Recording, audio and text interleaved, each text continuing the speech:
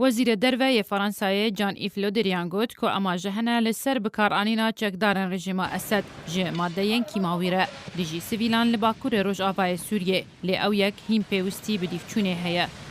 لودریان هروها لبرانبر کمیتا کاروبارین درویین پارلمان فرانسای گوت که وان اماجه یک هیا درباری بکارانینا کیماوی لی ادلبه لیهین وان دیفچون نکریه دوی درباره داو سربار کر که او دبینین که دوی او تکزیه لی سر بکارانینا چکن کیماوی بکن بریا دست به تفگره بکن.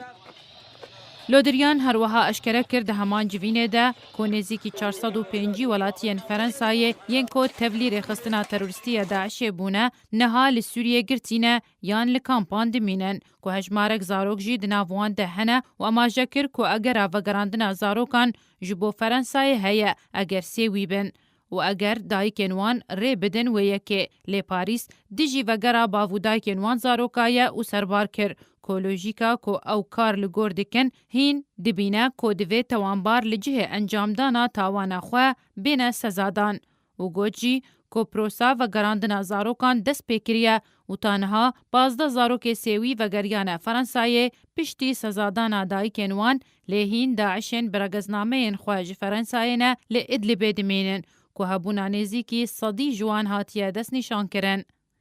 لودریان درباری ادلب گوت که ادلب بمبایک دم نیشان کریه لگل هبونا 30,000 شرکرین چکدار لوی دوره و مطرسیا درست بونا پیلک پنابریه برف اوروپای جوی دوره هیا.